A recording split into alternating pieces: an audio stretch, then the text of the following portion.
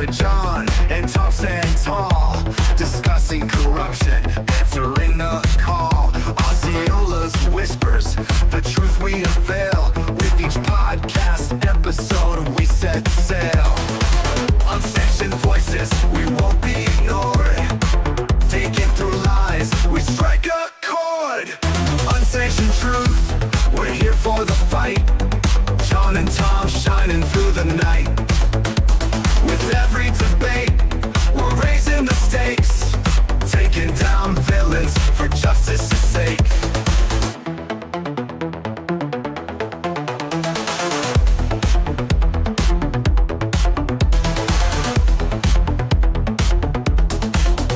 Politicians trembling, they know we're awake. With facts on our side, we're here to shake. From local elections to making it clear, together we rise, let's spread the fear. Shining the light, the darkness won't last. In Osceola's depths, we're breaking the cast. Unsanctioned truth, we're here for the fight. John and Tom shining through the night. With every debate, we're raising the stakes, taking down villains for justice's sake. Shining the light, the darkness won't last. In Osceola's depths, we're breaking the cast. Unsanctioned truth, we're here for the fight. John and Tom shining through the night. With every debate, we're raising the stakes, taking down villains for justice's sake. So tune in each week, don't miss the show. John and Tom will help you know.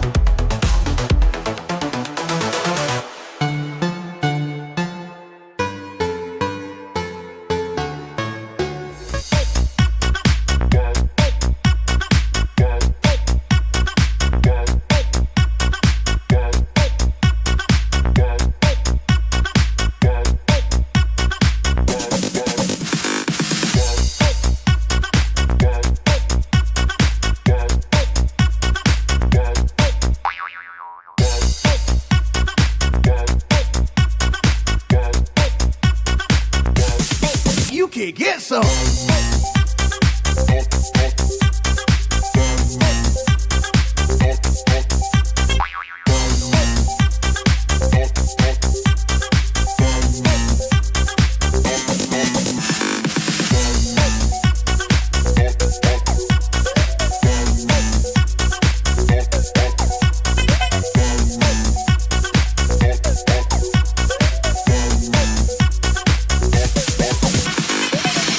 Against illegal immigration. I don't think I've seen that memo yet. And so it's really like the fox guarding the hen house. So it's a bad decision. They don't have the resources. You'd have to create a whole new bureaucracy to be all these problems. But they actually, in the bill, they prohibit our state agencies and your local agencies from even talking to ICE without the approval of the Commissioner of Agriculture. So if you want to have panhandle, your police departments, your sheriff's departments, if they're working to bust like some illegal alien gang, they wouldn't be able to turn them over to ICE unless the Commissioner of Agriculture gave them approval. Who the hell do they think they are to say they need a mother may I from the Commissioner of freaking Agriculture?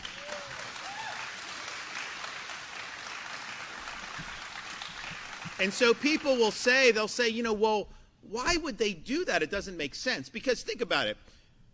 What state has done a better job at crisis management, disaster response, emergency response than the state of Florida? Is there a state that's done better? Not even close. So we have agencies that are in all these fights. We have a great record of success in responding to different things. And why would you want to kneecap that? And even if you were serious about it, to create a new set of bureaucracy and the Commissioner of Agriculture obviously doesn't make sense. And the reason they did it, it's not because they're dumb. They knew by doing that they would stymie enforcement.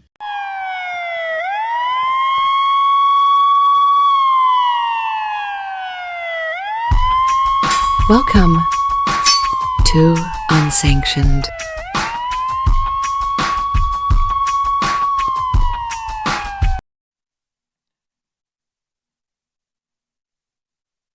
I fully understand when I took this office that attacks and criticism came with the gavel, and I'm very comfortable with that. However, in the last week, attempts have been made to bully members of this House, including sending out mass emails and text messages with members' personal cell phone numbers on them. Attacks on this body, attacks on all of you, are not acceptable. This House will never be moved by threats. I will always have an open door and an open mind. But if someone tries to force me to choose sides, members, I will always choose yours. I don't know about that. I seriously question that. Let me put it that way. Well, he needs to worry more about being on the side of the Floridians and the American citizens, not on the side of his fellow legislators. The whole problem with the Florida legislature is that they think they're a club and they matter as a group more than the state and the country. And that's why that's why we are where we are. So, I'm sure that he thinks that's a great, compelling speech. I'm sure it drove them. It made them feel good knowing that the president or the Speaker of the House and the president of the Senate are behind them. But at the same time, that doesn't do anything for Floridians. They still want to jam a terrible immigration bill down our throats. Right. So at the end of the day, the Floridians have spoken, and they're the big loser in this. So welcome to another episode of Unsanctioned Florida. We have a lot to talk about. I'll tell you what we got going on tonight. Immigration, and immigration bills put out by the Senate. Dueling immigration legislation, one put out by the governor, one put out by the legislature. Floridians are not happy. There's a war going on. We have been covering this war for now a long time, right? More than a year, where we're talking about what the RPOF is doing. RPOF has lost its damn mind. You would think that they would have stayed on the sidelines. They didn't, because the swamp is trying to end Governor DeSantis's career early. Governor DeSantis is going to do all 4 years of his governor's term, and he's really fighting back hard in the interest of Floridians. Really, I mean, that's the bottom line. So you have to give him all due credit. He ran for president, he lost, he came back, and now he's still doing a great job as governor. And the legislature, for an inexplicable reason, is trying to make our state less safe. So we're going to talk a lot about that. I am former school board member John Arguello, and this is my great friend, citizen Tom Lord, and this is Unsanctioned Florida, episode 304. Real quick, John. I know she's watching. I know she's watching right now. Mom, I love you very much. Happy birthday. Oh, happy birthday, Mom. So this is episode 104, not 304, 104, February 1, 2025. And we're going to talk a lot about immigration. I'm not even going to read through the headlines because we're going to talk about immigration. We're going to talk about the battle. Go right to it. So, and then we're going to get all kinds of stuff. So let's do our prayer and then let's get right to the show. Lord, we are truly grateful to live at a time such as this, one where there's just a lot at stake. And we could be either the generation that just kicks the can down the road the way many have in the past, or we can be the generation that resolves the problems of our nation, our state, our community, like others in the past have also. So we're glad to have the opportunity. It's a blessing that we get to resolve some of these problems for our kids and our future generations. We hope that we do a good job. Let everyone stand up and do their part, whether it's voting, whether it's speaking out, whether it's podcasts, no matter what it is, let everyone speak out, do their part. And make sure that they're participating in the great American democracy. This republic is certainly one that deserves all of our efforts, and we should all be working to make it better. And we should all be working to prevent people who are corrupt and who are self-interested and who are representing nothing but their own benefit or special interests. So keep these Americans. Voting for Trump was not enough. Now we need to get out. We need to do the work. We need to carry the ball forward. Let's play all 4 quarters of this. In your son's name, Jesus Christ. Amen. Amen. All right, John, let's get All right, Tom, what do you got for us first? Yeah. Good.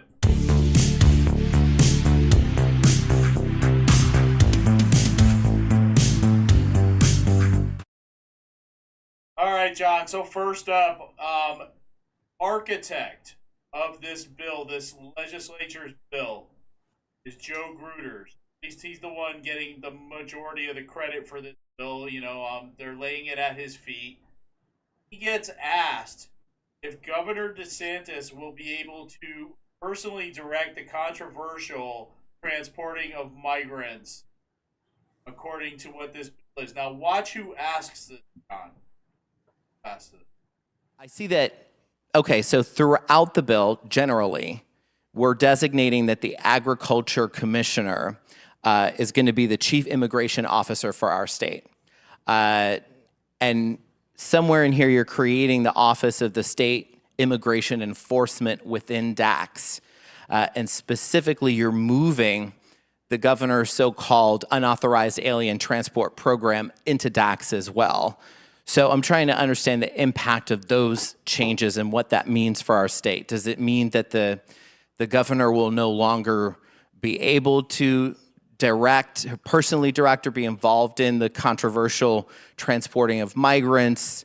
How involved is he going to be in personally directing migrant flights from one place to the other? Senator Gruters. Thank you, Mr. President. The direct answer is, listen, at the end of the day, I think in the bill, we specifically specify that the new chief immigration officer come back in a couple of months and give us an evaluation on that program specifically. But at the end of the day, that's why with all this spread out throughout all the state agencies, and I know there's a lot of talk about why is it going to DACS, right? Well, I might as well dive into that since I have the opportunity. Listen, we have 2 statewide elected officials in the state of Florida who are going to be elected in 2 months, basically, out of the 4. We have one that's going to be there for 6 years. President Trump's administration is going to be there for 4 years. We're bringing everything together.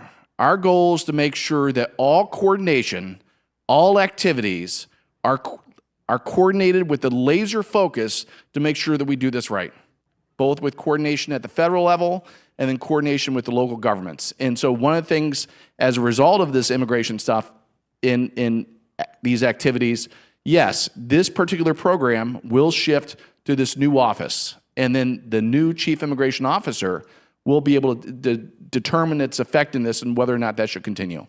All right, Senator, I heard final question last time, so either we're going to get in the habit of not saying final question or we're moving on. Senator Smith? Thank you, Mr. President. I appreciate the clarification. Good to hear that the governor is no longer going to be involved in that. Well, Carlos Guillermo Smith is happy, John. Wow. Yeah, if Carlos Guillermo Smith is happy about a bill, you know that bill is bad for the state of Florida. Unless you're a mentally ill person who wants to be chemically castrated, then anything coming out of his mouth is pretty good. So you have to be very careful what you who you follow in this. This is so. Listen, I've said it in the last. This is not a defense of Joe Gruters. I think Joe Gruters has made a tremendous tactical and strategic error in trying to take advantage of the fight here, trying to establish being the point guy for reestablishing the independence of the legislature away from DeSantis. DeSantis is not the typical lame duck. He did not just roll away and die. He's not going to be quiet his last 2 years. Every day that he's in office, he's in a fight for the state, and he's a heavy-handed guy too. So I think it was a mistake. He ended up fighting back a lot more fierce. He has way more support. I think that everybody thought that they were going to just pretend that he didn't exist and they were going to go to Trump. That wasn't the case. People like DeSantis. They want DeSantis in charge. They don't trust the legislature. There's good reason. I wrote a post on Twitter. I made a Twitter post or an X post, and that it went viral. It has, it was only a couple days ago. It's got 12,000 views now, and I gained a whole bunch of followers because they understand. Man, this is a running score of how badly the Republican Party has screwed up in Florida, just over the last 2 years, over the last year, and Americans, conservatives, are sick of it. They're just sick.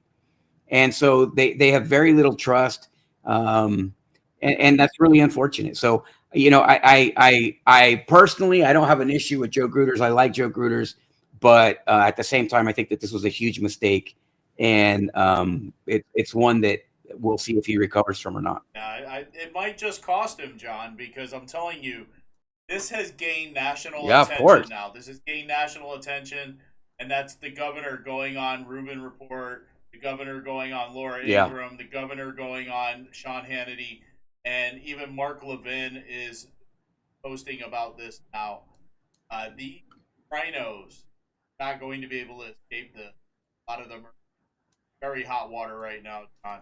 But if you Absolutely. ask House Speaker Danny Perez what's going on here, he says that it's a lack of a will to communicate on the part of Governor DeSantis over this bill. Here he is. Together. What would you like to see? What do you think is a fair agreement or just a kind of compromise, if you would, with the governor's office? What do you think you can do to better the bill, make it so he will accept it and not veto it down the road if we come to another special session? What do you make? What do you make of that? I mean, if you notice, the first bill that we filed to the last bill that we filed, we made changes. And we made changes because we were given recommendations on how to make the bill better. And we made it better. We added 12 different components that made this a stronger bill to fight illegal immigration. We are always open to having the conversation. But the governor's office has sent a proposal that they are not willing to have a conversation on unless it only includes their proposal, which I believe is less conservative and weaker than the bill that we have passed out of the House. So for us, are we open to having a conversation? Of course, we're always open to having a conversation. But they're not. They are not. They are not. It's part of what has gotten us to this point. Part of what has gotten us to this point is the lack of willing to have a conversation between the executive branch and the legislature. So going back to what I said, this has been ongoing with the governor's office. With that, there's been like some lawmakers say he's been bullying them for years, and then a lot of people have said enough. No, there has been a lack of communication, is what I'm saying. If in the middle of this interview the governor were to call me, I would answer his call. I'm always open to having the conversation. That's my job.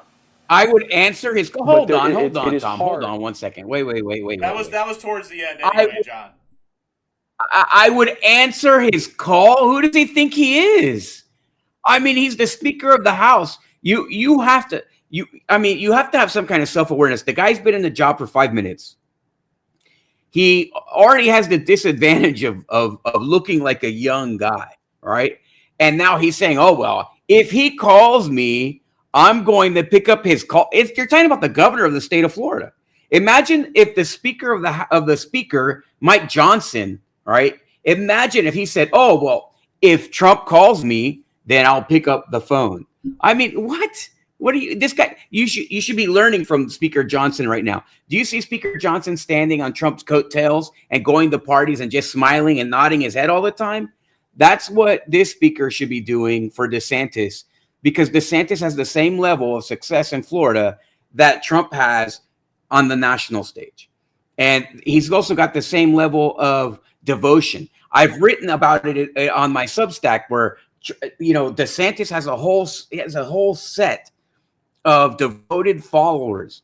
And the minute that you say anything, if you say, "Oh, I don't like how I didn't like DeSantis's tie today," then you'll get like 10,000 DeSantis people chasing you down saying, "Oh no, his tie was beautiful and you suck."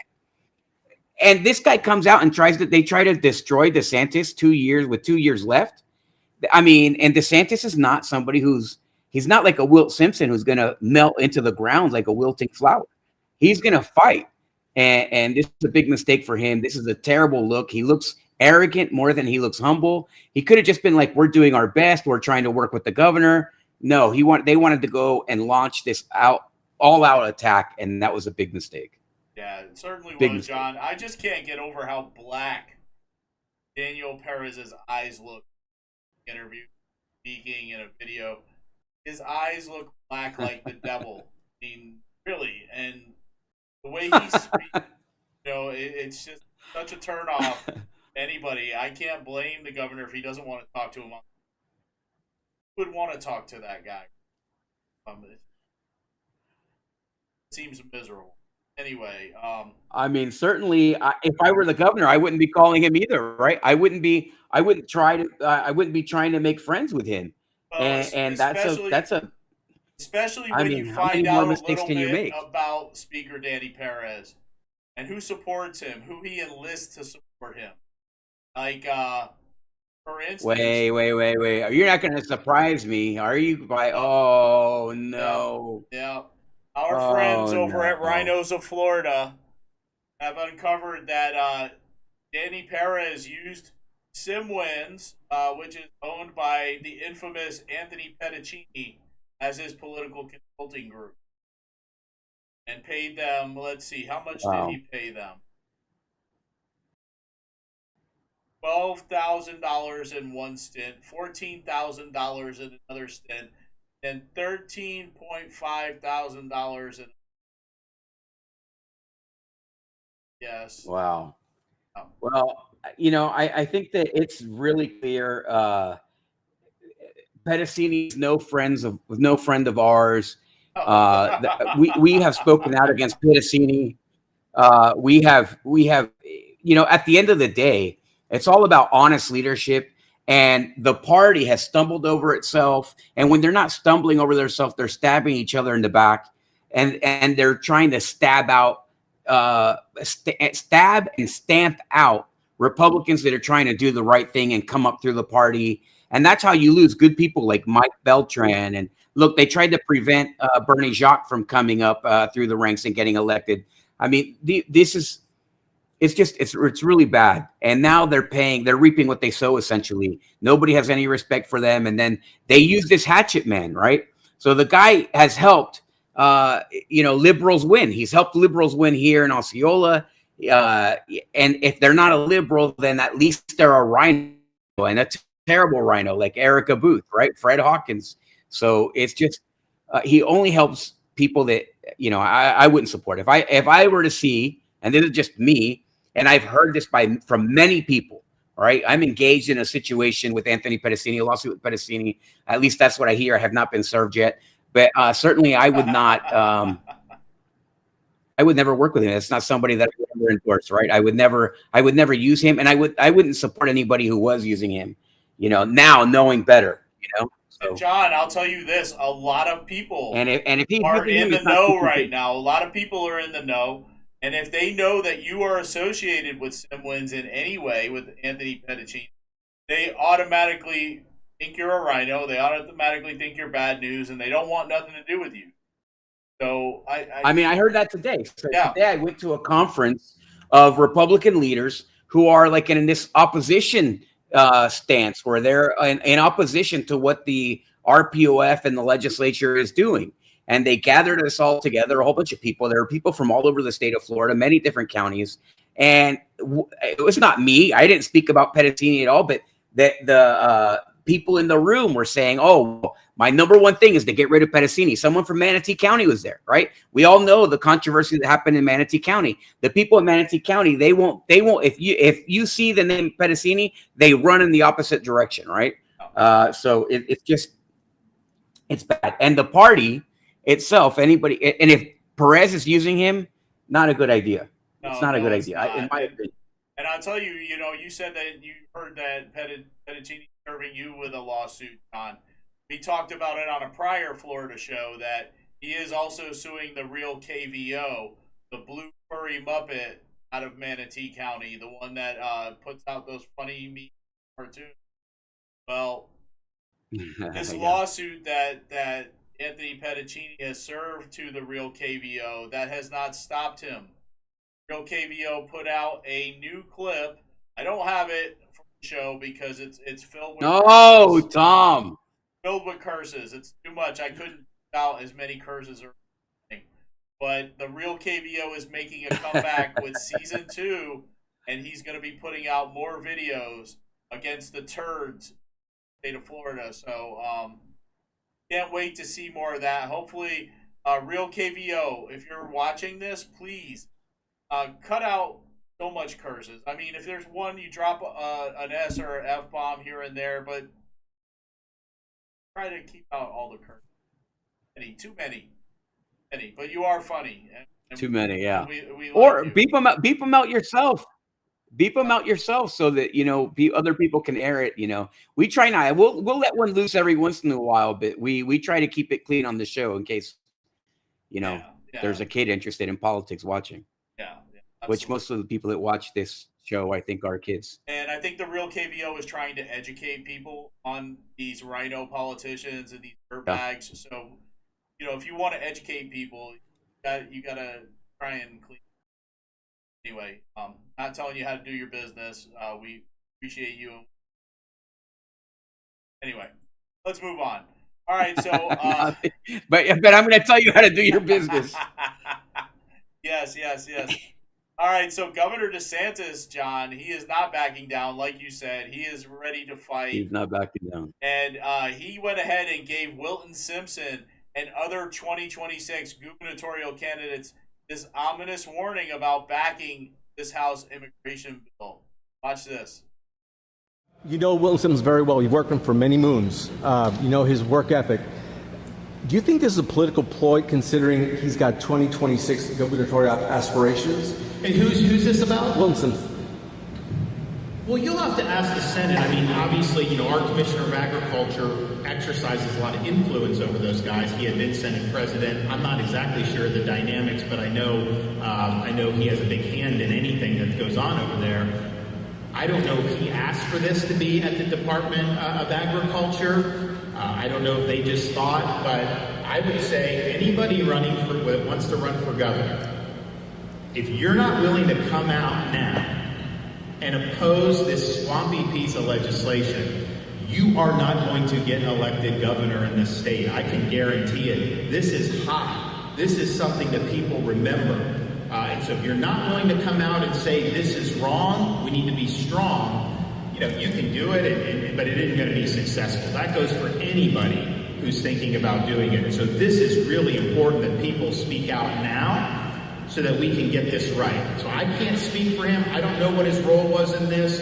I don't know if he wanted it in the Department of Agriculture. Maybe people just wanted to give it to him. So you have to ask him that. But the reality is the effect of their legislation is to neuter what we're doing. The effect of their legislation is to create a bottleneck, to make it more difficult for the removal of illegal aliens. That is directly contrary to the mandate that voters provided in November, and quite frankly, the mandate voters provided here in Florida a couple Novembers ago when I was at the top of the ticket. And so now's the time to speak up. Now's the time to be strong. But I can tell you, and you follow these primaries, if you are running in the primary with this thing around your neck, you are dead on arrival.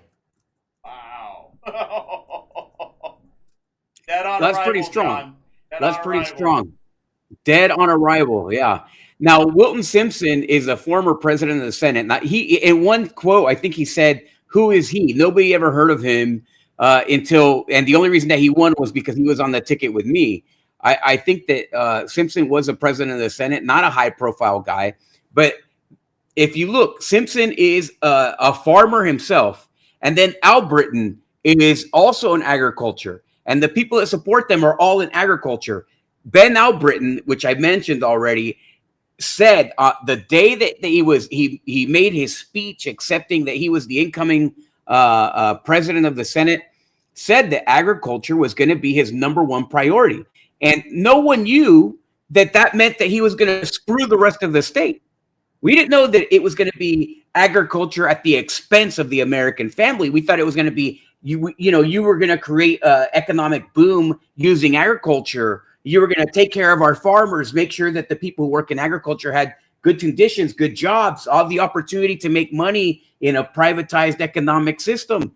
But no, he was saying, oh, what we're going to do is we're going to bring in illegals and we're going to fight Trump. And we're going to create a bill that doesn't really fight, but it gives you gimmicks like these mandatory minimums and the death penalty you already can get the death penalty if you're a murderer. You don't need this immigration bill to write something that's already given to us in the laws that exist. It's completely unnecessary. It was full of gimmicks. I'm not a fan. I don't think that either of the bills are perfect, but at least with DeSantis, it doesn't give the enforcement of immigration policy to the commissioner of agriculture. I mean, what are they going to do next? They're going to give rehabs over to Hunter Biden? What idea are they going to come up with next? It doesn't make any sense. I mean, it's gimmicky, it's fake, and it's all political, and it just doesn't have what Floridians were asking for. Florida voted for Trump in big numbers. We flipped counties. Osceola County, where we're at right now, flipped. Right, a deep blue county flipped for Trump. In large part, and this is a Hispanic county, right? 65% majority, Hispanic majority county, and it flipped for Trump. Why? We do not want illegal immigration. We don't want the pressure of illegal immigration on our economy pushing wages down. We want Trump's policies, and for the legislature to come in and try to give us like not even Diet Coke, to try to give us some kind of off-brand diet TMU Coke is ridiculous. It's ridiculous, and they should be ashamed of themselves. And they're paying the price. By the way, let me just say right now, we have way blown past our previous last 3 shows in a row. We have blown just blown through the viewer records that we've had. So thank you guys. God bless you. We love you. So I mean, it's ridiculous. I don't appreciate it. I hate being gaslit. Not every Floridian is dumb, right? Not every Floridian is a Democrat who doesn't understand how legislature impacts their families' lives. So this is completely avoidable. All you had to do is take the silly politics out. Absolutely. Did you know, John, that they are now online calling Randy Fine the Chris?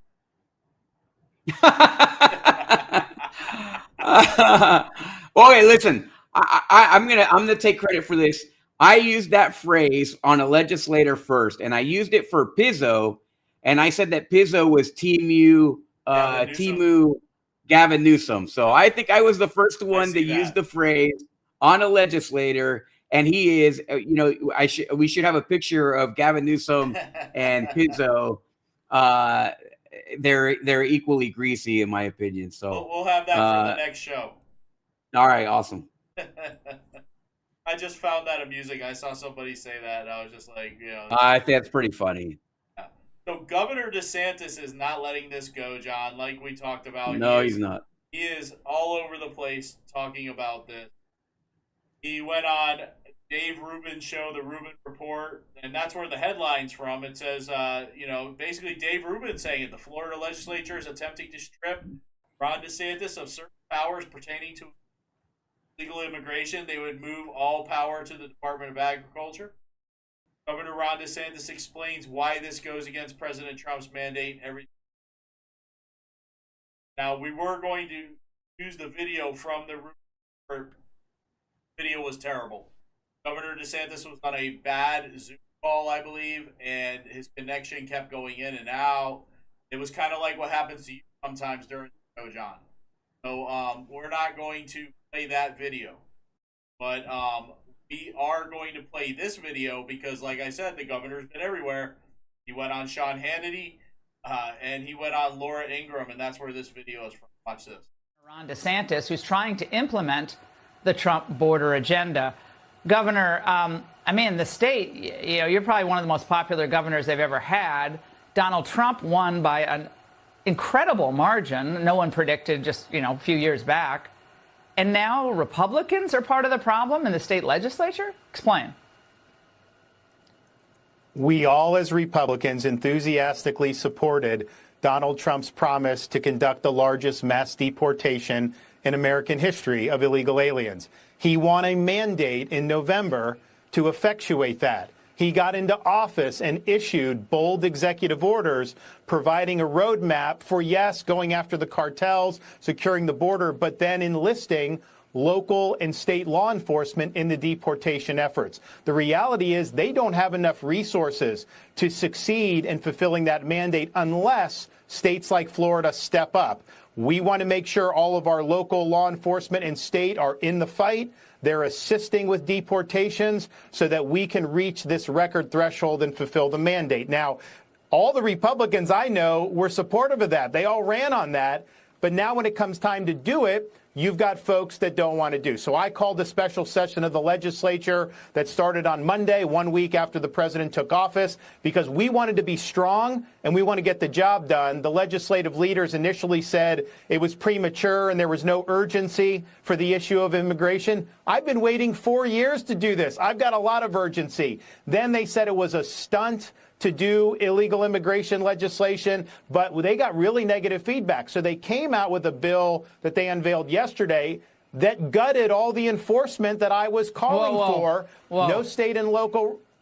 Well, Governor, people are listening to this and they can't, their ears are bleeding because they're like, this can't be happening. What specifically, really quickly, did they gut from your agenda, which again, I know is supported by the president? 3 things. 1, no requirement for state and local to enforce immigration laws and work with ICE. That is a huge part of it. 2, they strip the governor, me, of authority, and they give it to the Commissioner of Agriculture.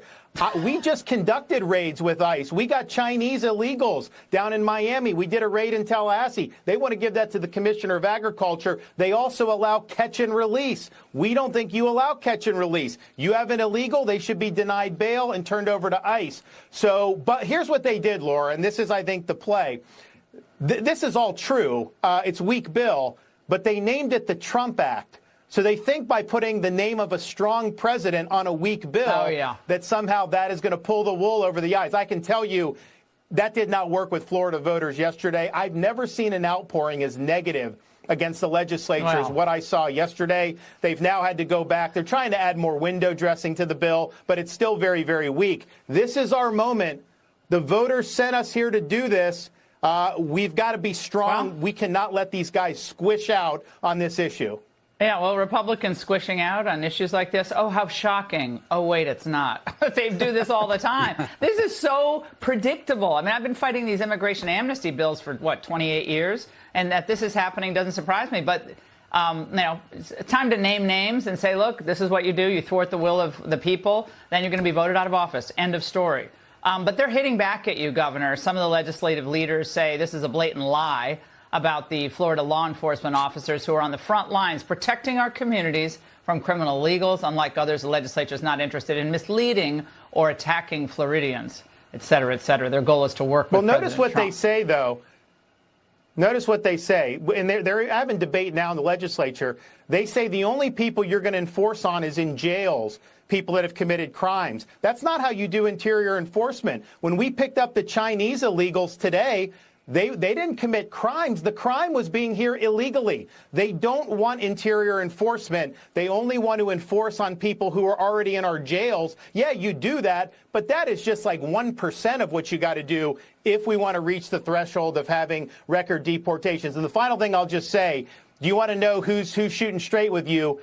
They did not want to do this special session. So if they're all so gung-ho about this immigration agenda, why did I have to drag them in? Why did they deride me and say it was a stunt to do this? Why did they say immigration could wait for many months? They would not have done anything on this issue had I not pulled the trigger. Obviously, I want to be strong, and we as Republicans need to be strong. We don't have time for their weak sauce anymore on the issue of immigration. Wow. Yeah, that's crazy. I mean, that's a pretty severe statement and rebuke of what the legislature is doing. He goes on Laura Ingraham, and Danny Perez goes on like Channel 77 public news channel.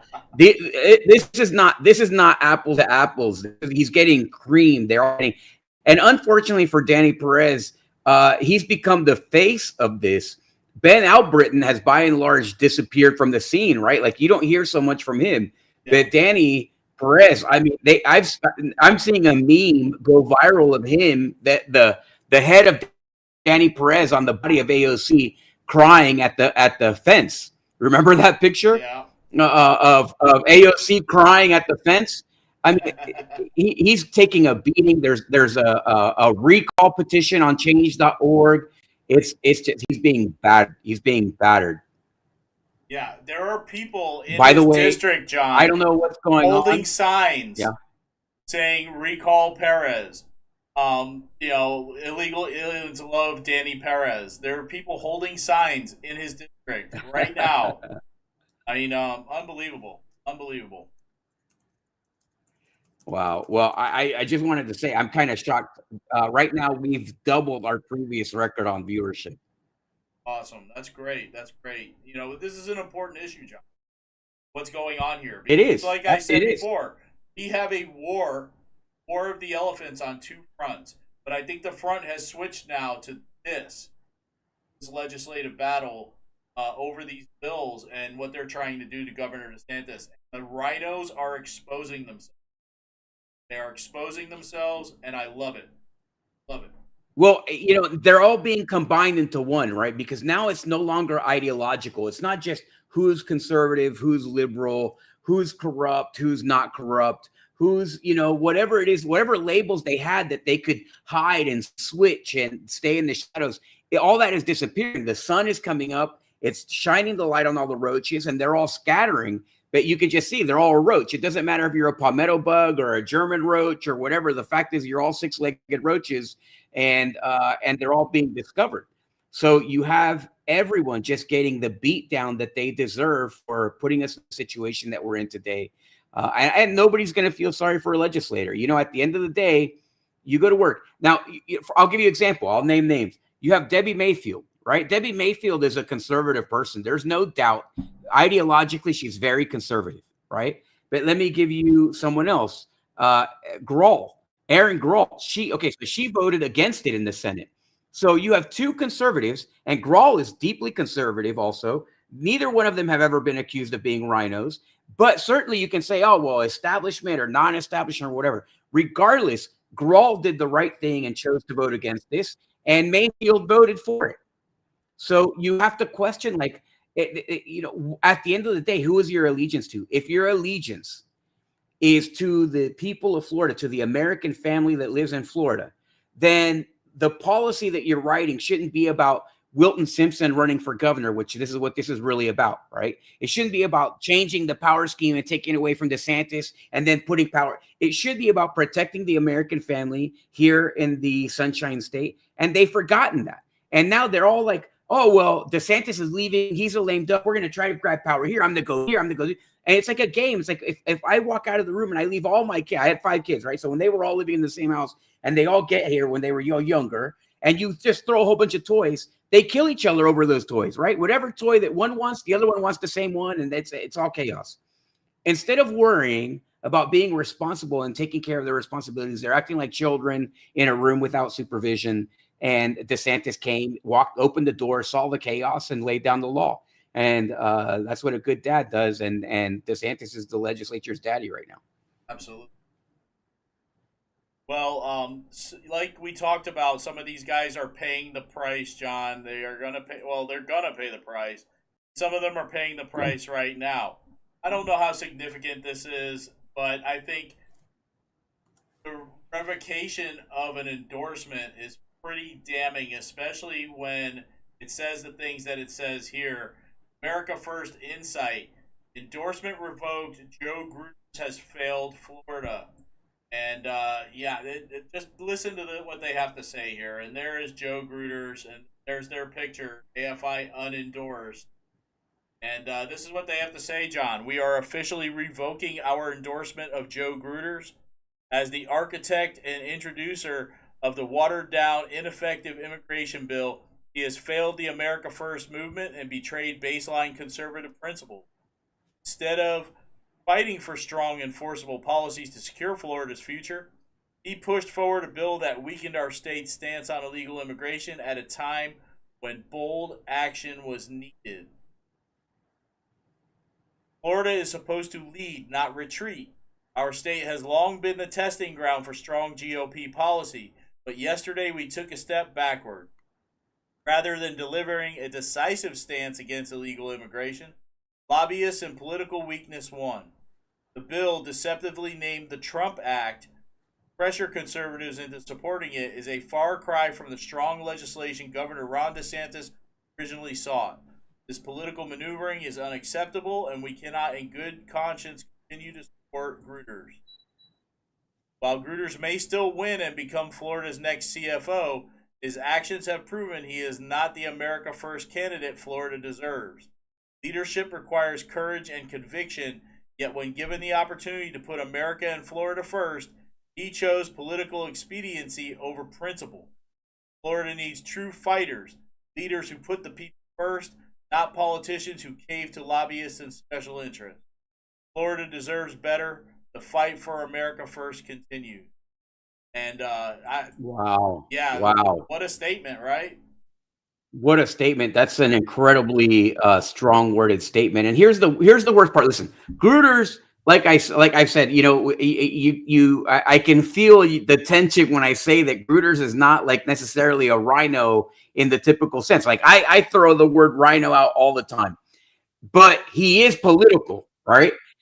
Because ideologically, he's to the right for sure. The problem with him, and here's the reason why I make the differentiation, right? It's not that I'm protecting Gruters. It's just that there are rhinos in the legislature, right? We know them. Erica Booth in the state house, total rhino. We have intimate knowledge of what a rhino she is. She's the worst kind, okay? But then you have people like Pasadomo. She was the president of the Senate in a supermajority. She couldn't pass anything. She rejected a basket full of conservative legislation that Floridians were calling for and that Republican groups were asking for. She just outright rejected them. So a constitutional carry, right? Why did we not get that in both legislatures? We have supermajority. It's crazy that was not passed, but it tells you that there's people in there that don't want it, and they won the day.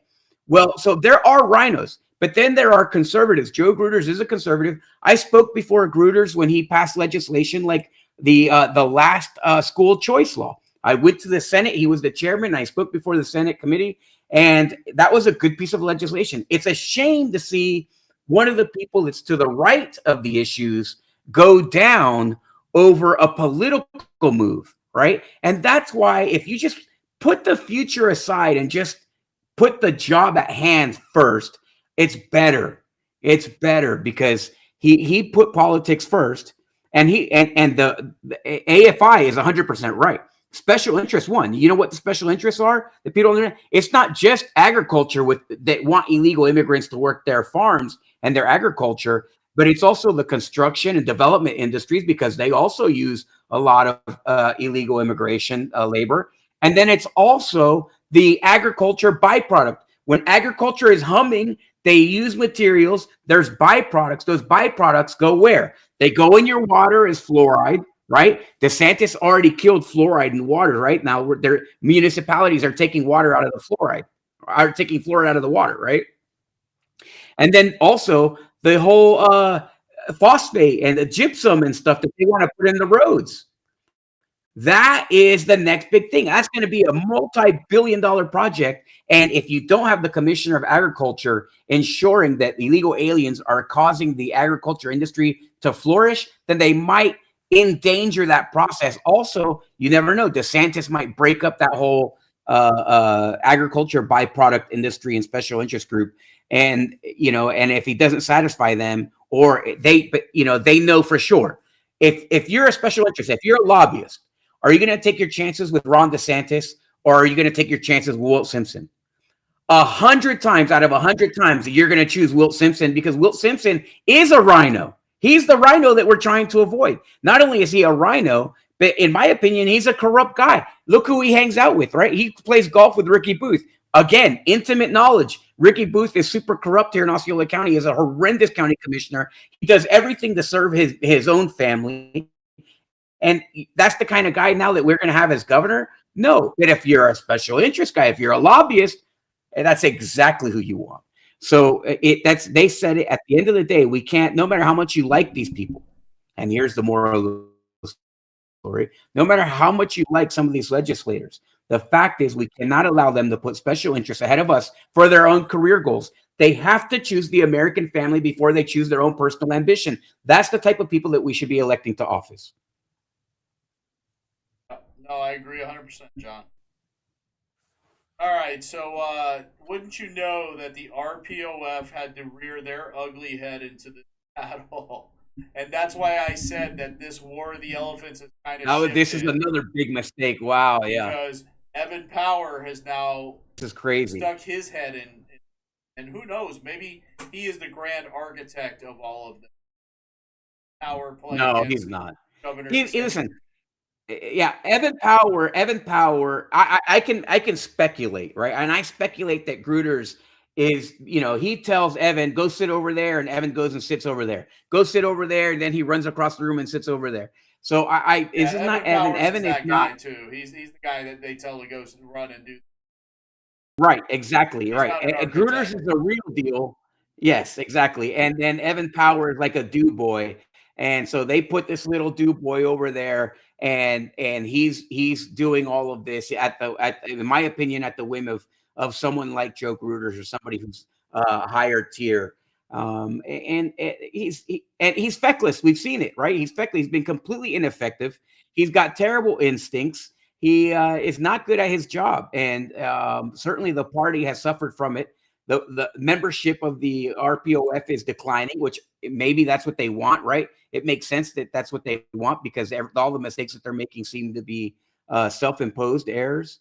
Yeah. So yeah, absolutely. But let's see what they did. They are, yeah, there they are, sending out mass text emails asking voters to call Governor Ron DeSantis and urge him to stand with President Trump and your Republican legislature by signing this illegal immigration bill that Governor DeSantis has vowed to veto. He said he's going to veto it.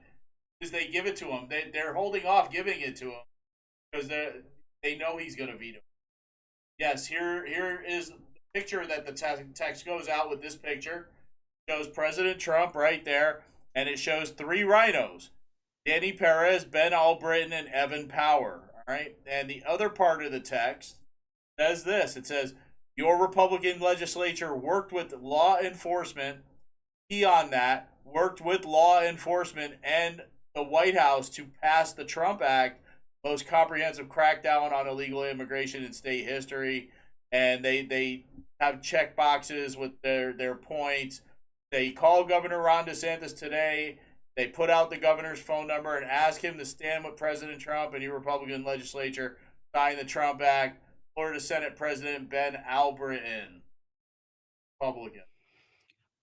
I mean, this is the worst wanted poster I've ever seen in my life. This is just the most terrible.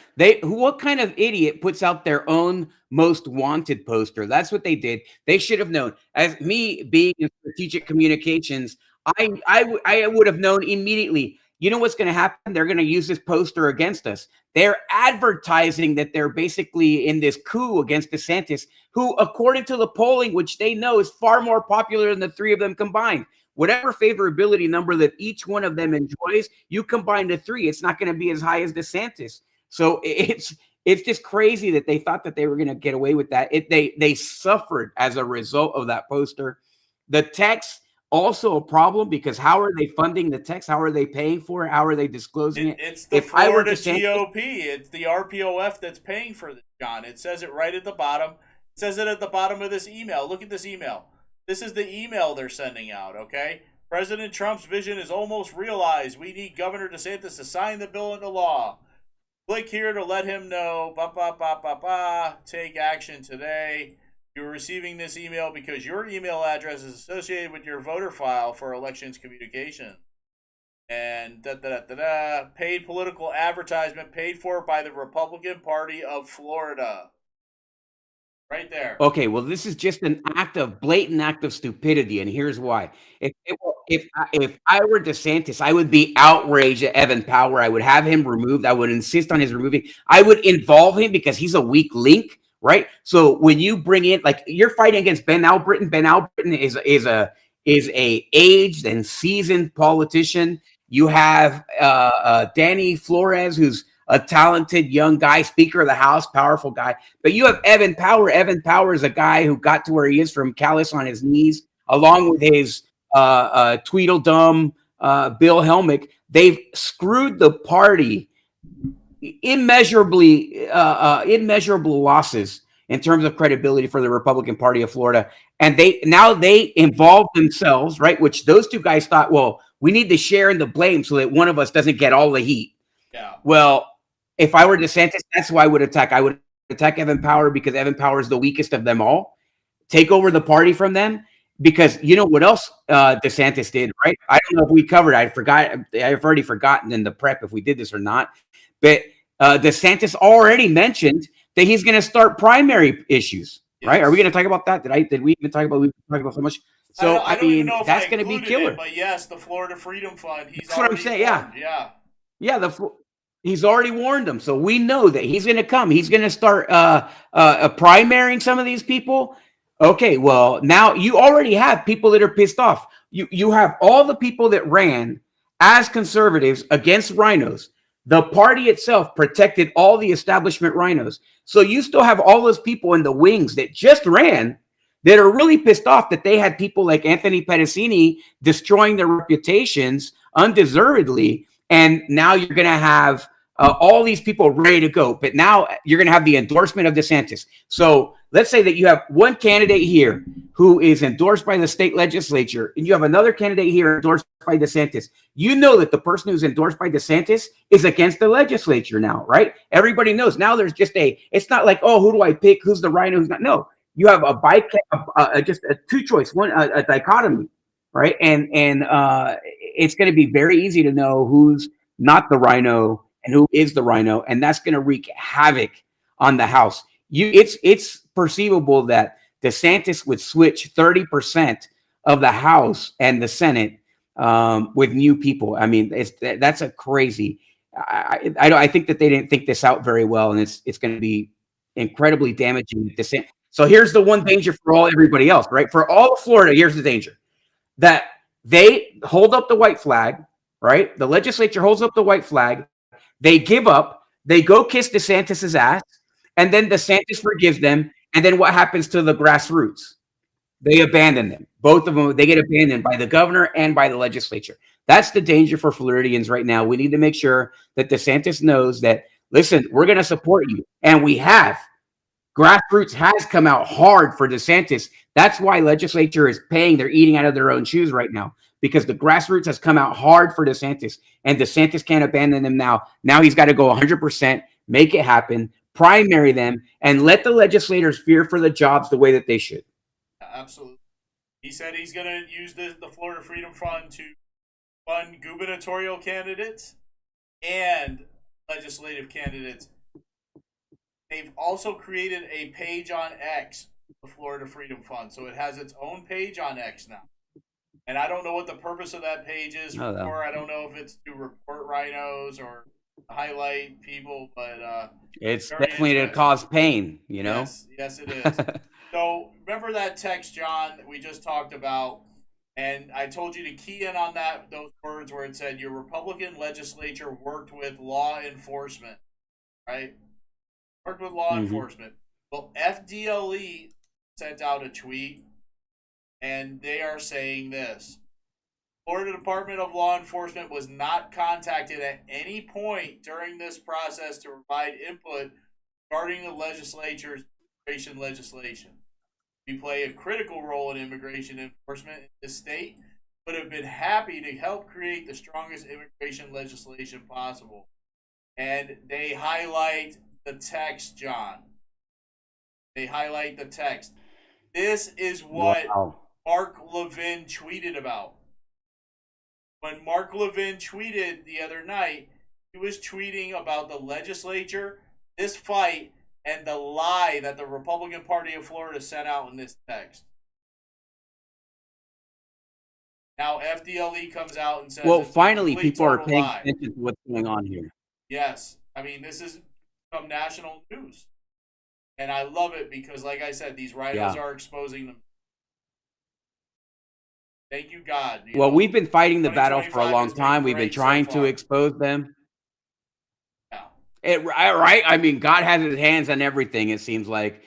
We've been fighting for so long. Finally, some star power came. Unfortunately for the stars involved, which is the legislature, they ended up hurting themselves instead of protecting themselves or making themselves put in a better situation. They've really just hurt themselves. They've hurt their credibility. They've hurt their futures.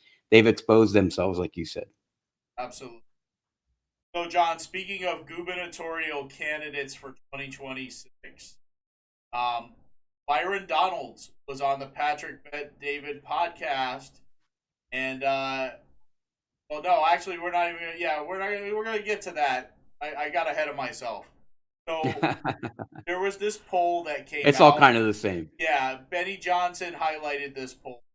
Congressman Byron Donalds has surged ahead as the leading candidate for Florida's 2026 gubernatorial race. There he is.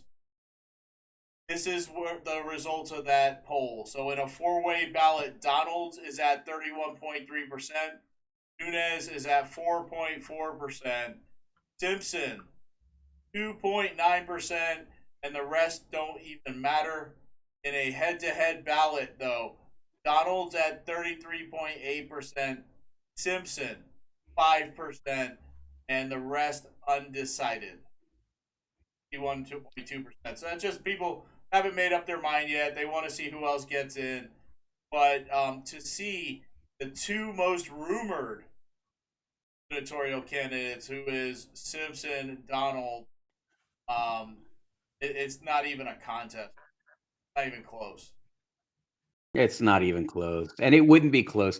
Even if you threw Matt Gaetz in there, Simpson's not going to rise above 5%. That 5% is exactly the rhino element, right? That's the rhino percentage that Simpson's going to get. It's you have like people that are.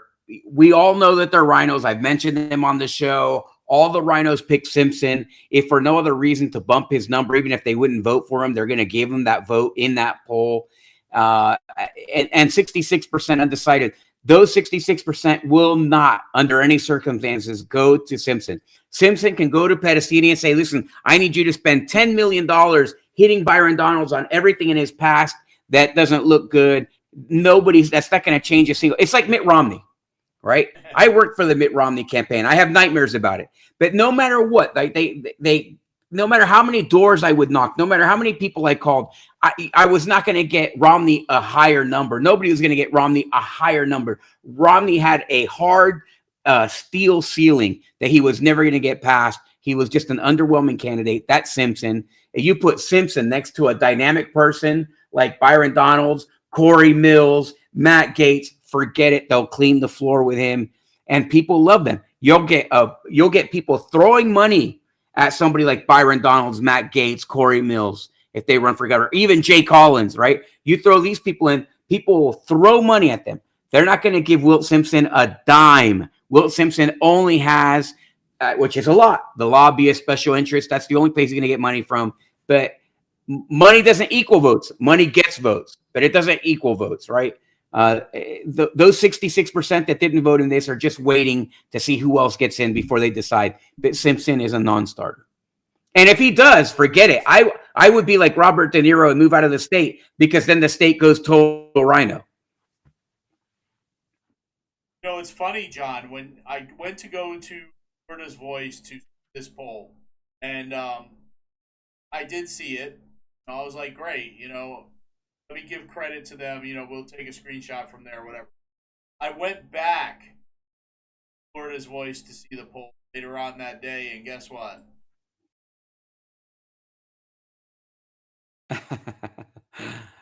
I think a lot of people were upset that not. They took it down. I don't know why they take that I think that they were upset. Yeah, people were upset that I think that a lot of people that were missing from that list, and so they were. It wasn't doing its job for their friend Byron Donalds, and Byron Donalds is a good guy. He doesn't deserve to get a bad poll in his name because it messes him up, right?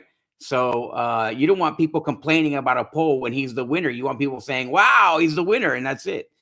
So I don't know. I don't know why. I'm just speculating. Complaining. I mean, he obviously won.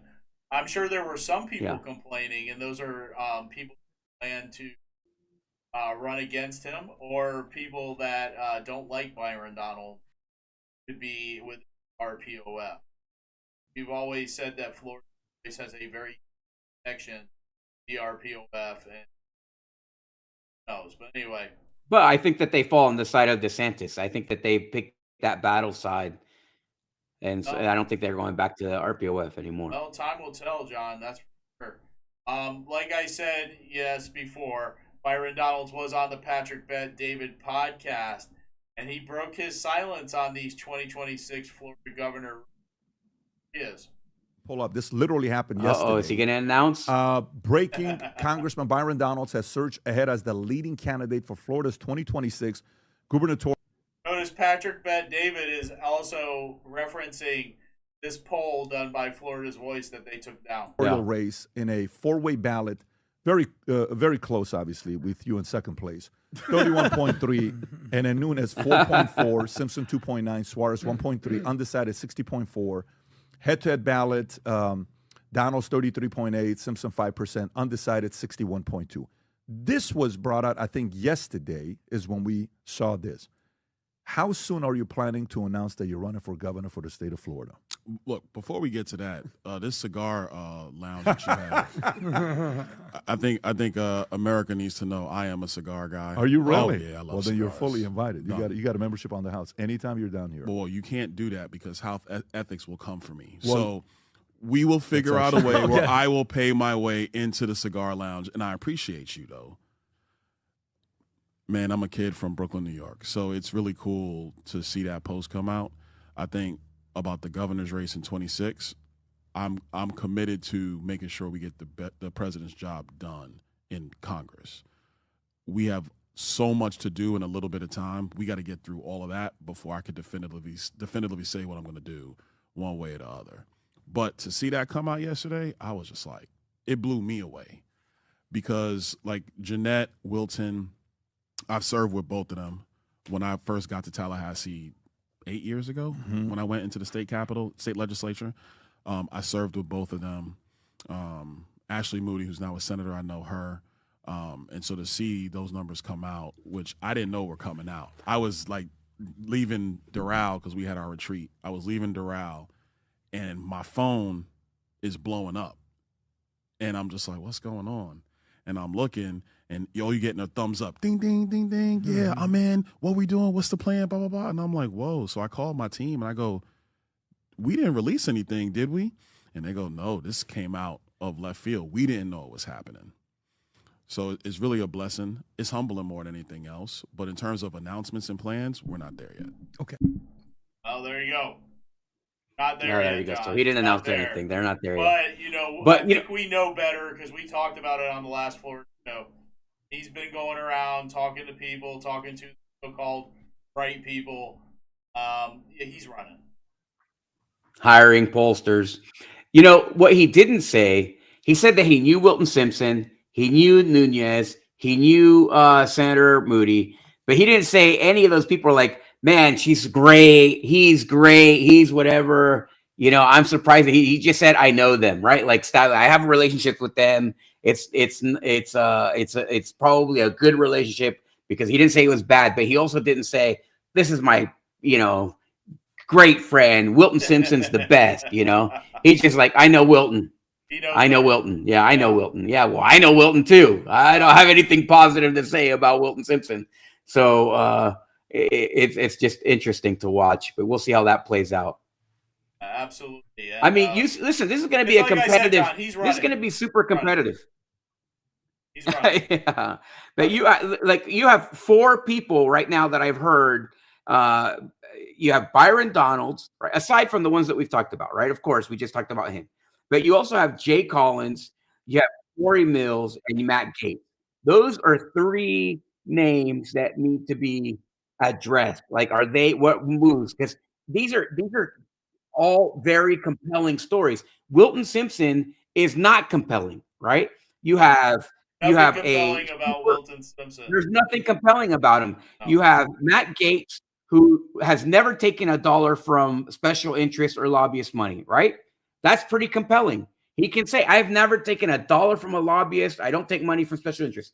You have Corey Mills, who was literally getting on birds and flying to, saving people everywhere, wherever there's a big catastrophe going on. He goes there, he gets them out, pulls them out himself.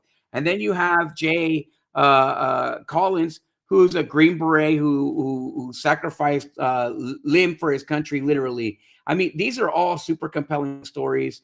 They all have a place on the stage in the future of Florida. I don't know why Wilton Simpson would think that he does. This is where I get tired of it, right? Like, I love these families. My wife, right? Her family history goes way, way, way back. They were telling her yesterday, we were looking at her family history, and she's got great, great, great, great, great granddad, whatever, that came from here, did whatever. I'm a first generation American, so I don't have that story here in the United States. But you look at somebody who does, like Wilton Simpson, they're like, oh, well, I'm sixth generation, Osceola County, or I'm sixth generation from some county. Is that it? Okay, so your daddy came here, your great great great granddaddy came here. That's it. That's the only thing that you got, right? That's it. I mean, that's not compelling enough, especially when this state is drawing Americans from all over the country, right? So you have people from California, people from New York. You think they care about your great great great great granddaddy coming here? No, they don't. That's not what they care about. It's not compelling enough. And I'm just talking about nuts and bolts reality of running an election, right? Imagine Wilton Simpson, Green Beret, Byron Donalds. Turnaround story, low life turnaround story. You got Jake. It's just forget it. It's Corey Mills, and then you got Wilton Simpson. You could have 5 Wilton Simpsons combined; they wouldn't be as compelling as any of these other guys. And not a knock on Wilton Simpson that he's an egg farmer. I love eggs. I love agriculture. My wife's mom, they have a ranch. I love agriculture. I'm a big supporter of agriculture, but it has to be clear, and this is not just me because I say so. It has to be clear, period. MAGA is all about the American family first, America first. And that America is the American family first. That has to come first. Put everything else after that and you'll be fine. But you can't put special interests first. You can't put you can't have like all the leadership of Florida saying we're going to put agriculture first, and that screws us all of our home values, and then putting radioactive materials in the roads, and then giving our kids 3 arms when they're born. That's not the America that we're looking for. No, so get it right. It's the American family first. Yeah. Well, one other thing that Byron Donalds did while he was on the Patrick Bet David podcast, John, was he weighed in on this immigration bill. Surprising that he would do this. And he says that he does not feel that these powers, those police powers, taken away from the governor and given to the commissioner of agriculture. People don't know what's happening, but it's happening. The legislature and the governor are having a fight right now over the Florida immigration bill. My hope is that they resolve this quickly. The one aspect of the bill, and this is where the governor is, in my view, correct, is that the police powers around the immigration czar, if you will, have to reside with the governor, because the governor has police powers, not just in Florida, but in every state. So to change that, to me, is not the appropriate use. But that being said, the reason they need to resolve their dispute quickly is because they have to be working seamlessly with the federal government in order to make this process work. Because we know New York, they're trying to fight it. Illinois is trying to fight it. Massachusetts trying to fight it. California is trying to fight it. Their people don't want that. It's their crazy politicians. The Florida legislature is trying to fight it. So we got to get the business done in D.C. immediately. Because the longer this thing goes, if we don't get it resolved, you're going to start seeing more and more stories of we're running out of space. Look at all these people in these tight quarters, etc. And that's what the liberal, crazy media is just waiting for. So we got to be disciplined. We got to be about business, get that done, get the president what he needs. He'll get a huge victory. The American people will see. They didn't just campaign on it. They were serious about it, and they got it done. And that's what the country needs. Well, overnight there was a story. Oh, absolutely. He's got a point. Got a point, John. Yeah, it's absolutely stupid to have the enforcement powers, the policing powers with the commissioner of agriculture. There's only one reason to do that, and that's to not enforce the immigration law. That's the only reason to do that. There's no other reason. It's ridiculous. It's 6 years. It doesn't matter. That makes zero difference. Elect another Republican. That's all. Make sure that you elect Republican. Don't shoot yourself in the foot. Stop being the Republican Party that you are and be a better version of the Republican Party. We'll never have a Democrat win again. Nikki Fried just got reelected chairman. That gives you free elections until she's gone. Right? She can't win an election to save her life. If Nikki Fried is the chairman of the Democrat Party, I mean, you have free reign. Go do the right thing. Yep. That's all they need to do. Right thing. Pass governor's version of this, not the one that weak, watered down one that you guys came up with. Anyway, John. Or combine them, but don't water it down. Strengthen it, make it real, and make Floridians proud. Combine them. You know, I'm not going to say everything will be forgiven right away. They've already added window dressing to it. Do the right thing. It's still weak, but anyway, yes, they need to get it right. At this point in the show, John, we are going to talk a little bit about things close to home, taking it home to Osceola County. Come on, guys.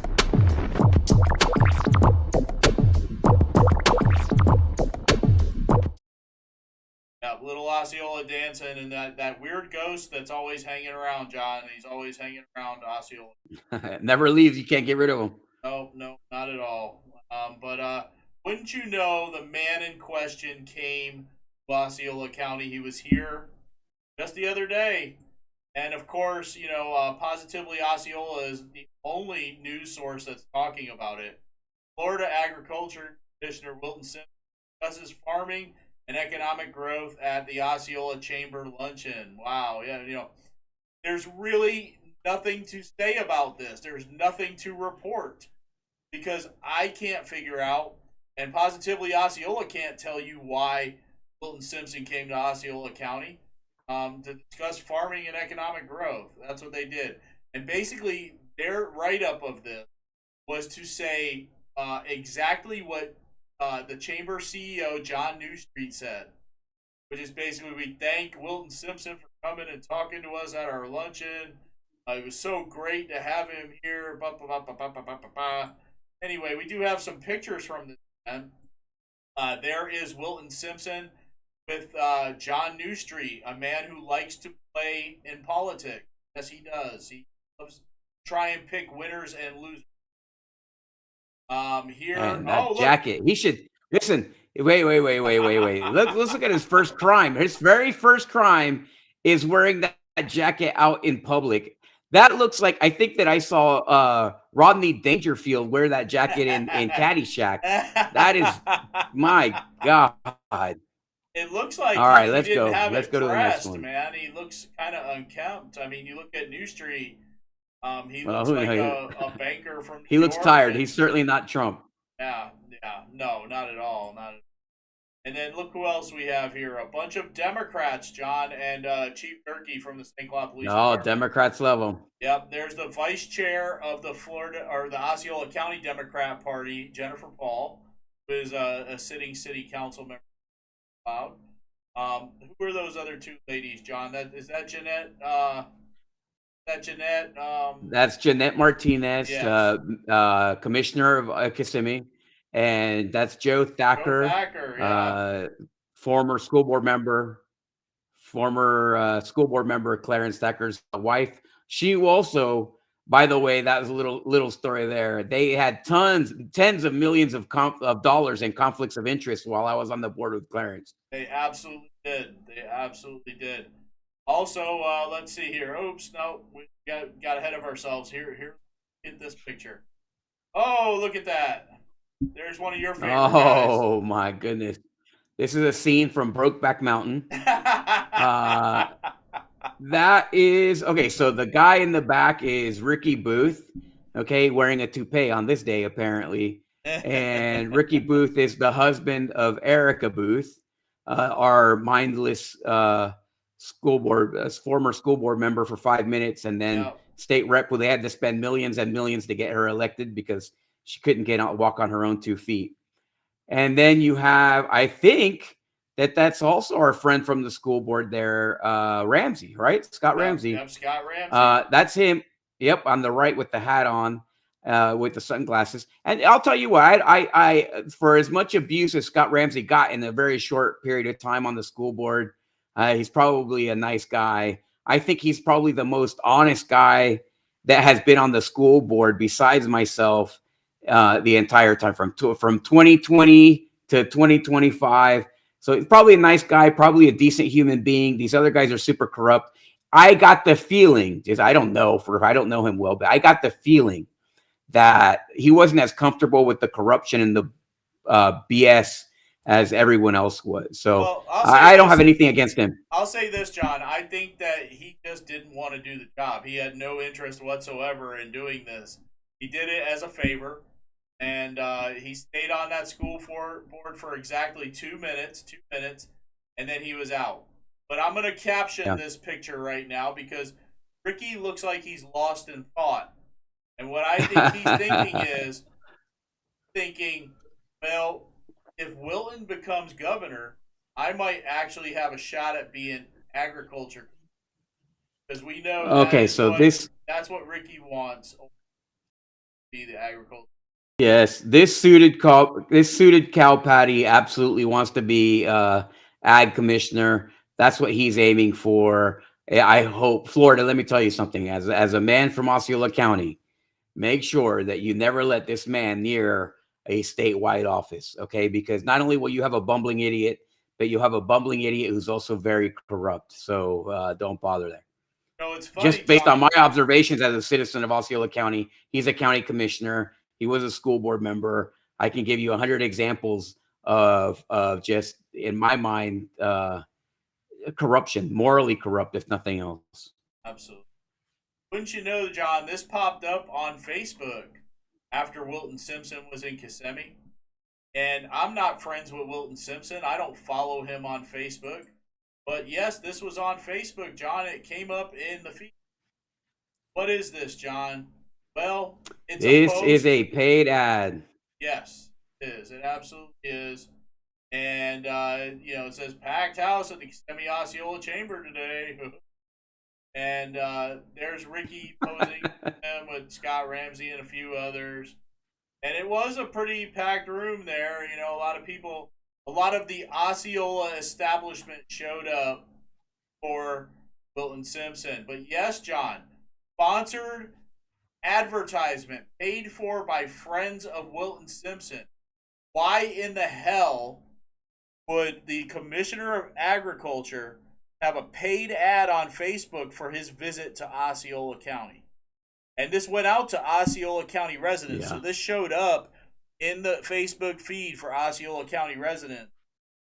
Why is he doing a paid ad right now? Yeah, that's pretty interesting. I mean, he's working towards governor. He's making the move. Everybody else. I mean, here's the thing. I don't think that he's a threat as a candidate, but he's a threat as an establishment machine because everybody will get behind him. You'll have people that are actually smarter than he is. You'll get people that are more charismatic than he is. You'll get a whole bunch of communications people working. You'll get a whole bunch of conservative Republican hatchet men who do nothing but destroy reputations working for him. I mean, it's going to be an army, and they're just trying to save their money. And so there's no way. He could never convince me to vote for him or to support him in any way, shape, or form. And this ad is not going to cut it. I don't think it might cut it. The people who are going to vote for him, they've already decided they're going to vote for him. But I don't think at the end of the day, anybody's going to say, you know what? I was really compelled by Wilton Simpson's reasoning, especially him trying to take control over immigration so that he can open the border for Florida. Oh, wow, I should probably think about voting for him. Yeah. This is it, John, and you hit the nail on the head. This is a political advertisement for his future campaign for governor. He's trying to get his name out there. And that's what this move, putting the police powers of immigration in his hands, that's what it's about too. It's about positioning. So I was interested, John. I wanted to know, who are the friends of Wilton Simpson? Because I don't know the friends of Wilton Simpson. I don't think you know.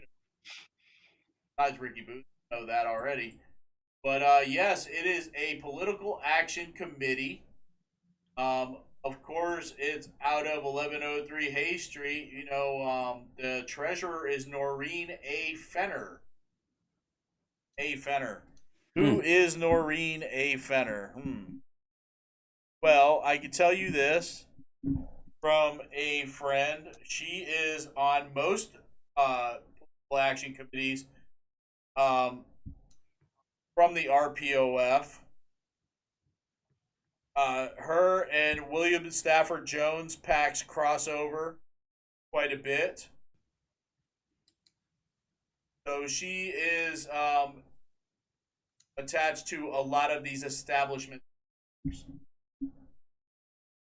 So this is essentially, she's a dark money treasurer, from what I understand, right? So Absolutely. you know, that's kind of what it is that they, you know, she's just one of these people. You have William Stafford Jones, you have Pedicini, and you have Noreen Fenner, who they do this management, the paperwork and documentation for a whole bunch of PACs. And they do a lot of these PACs. They transfer money from PAC to PAC to PAC. And actually, I think that she called. I mean, if you went to go and look, see how many PACs there are associated with. There's a lot. Yeah, there's a ton. There is a lot. A ton. This There is is how a lot, yeah. they funnel money, get money involved in all these campaigns, pick the winners and losers, and Yep, absolutely. be on the lookout. Don't be fooled by this man, Will Simpson. All right, so real quick, John, wouldn't you know, the candidates are already lining up for 2026, and crazy, it's January of 2025.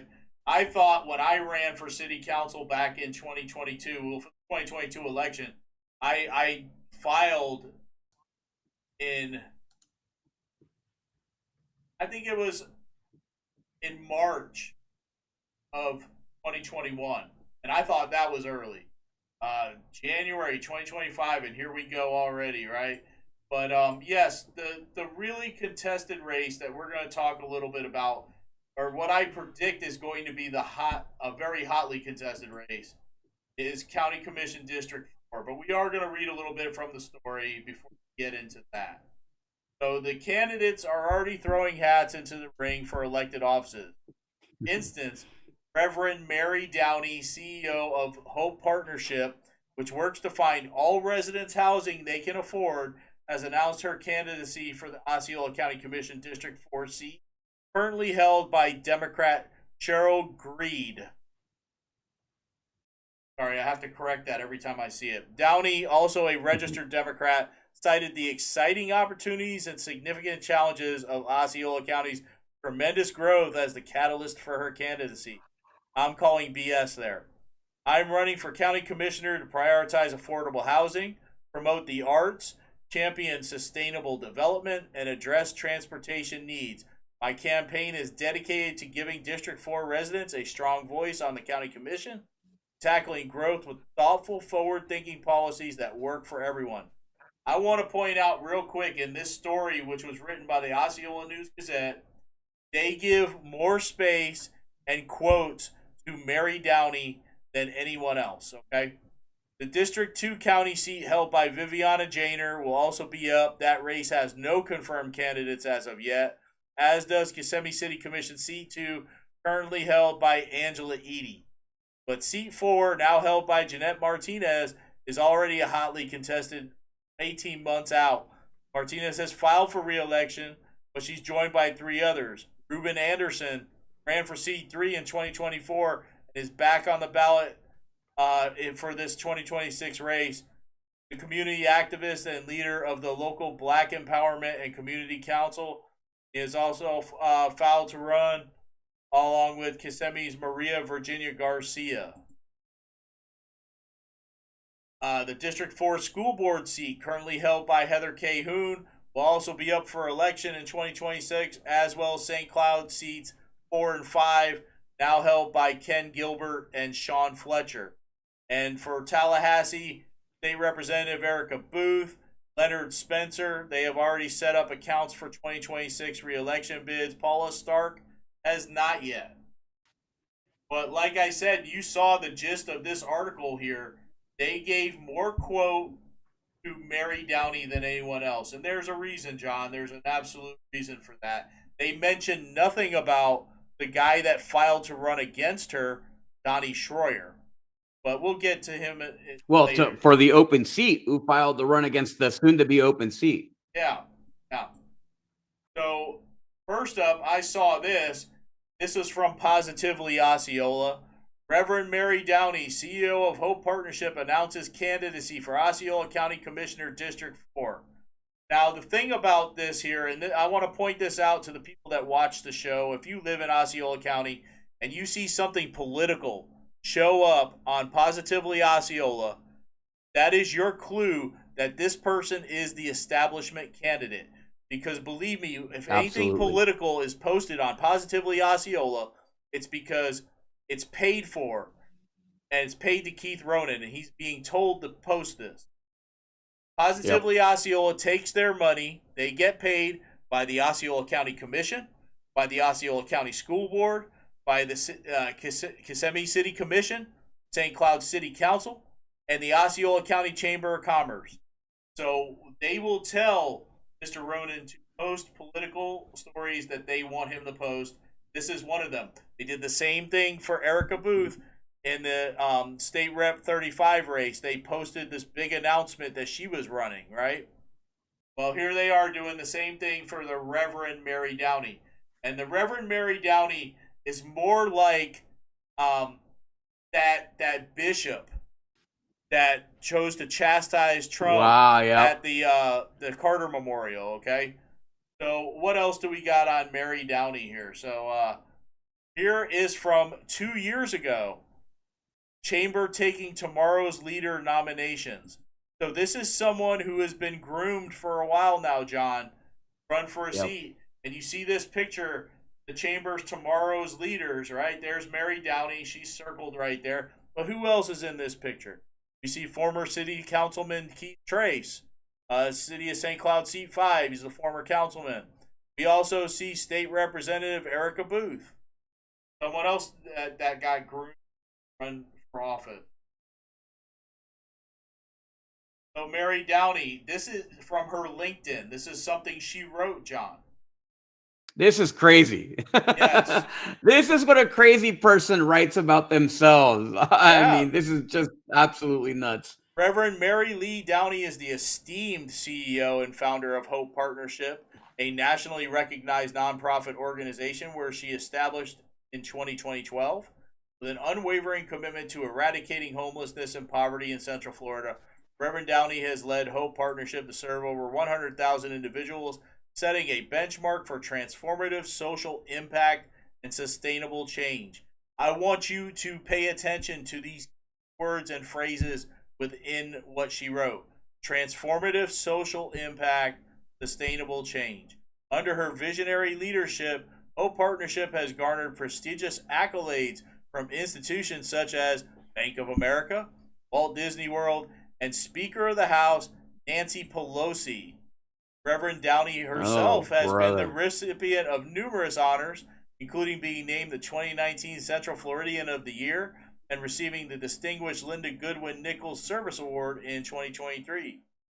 Reverend Downey is a trusted leader and strategic innovator in the field of affordable housing, spearheading partnerships across private, public, and faith-based sectors to address one of the most pressing challenges of our time. As an ordained deacon in the United Methodist Church, her ministry focuses on advancing social justice, nonprofit leadership, further cementing her role as a preeminent advocate for systemic change. There's some more keywords there. Social justice, systemic change. Beyond her professional achievements, Reverend Downey is a devoted wife, whatever, all right? So lots of deep liberal keywords within her own statement on herself. Like I said, this woman is more reminiscent of that bishop. What was her name? Bishop Bud or Buddy or something like that? I have no idea. What her name was. Anyway. And finally, there is the Reverend Mary Downey with Alf John. Yeah. Here's the funny thing. This is exactly what you're getting.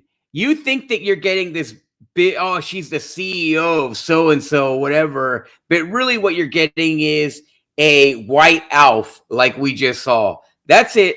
You're not getting anything less, anything more. She is ultra to the left. Her and I went to Political Leadership Institute together at the Chamber or at the Economic Development in Orlando, and she almost walked out and quit the program when they introduced us to some lobbyists. Okay, so imagine she's so upset that she was being placed in a room with a lobbyist that she was going to walk out and quit. She was outraged, but she serves on the board of also what organization?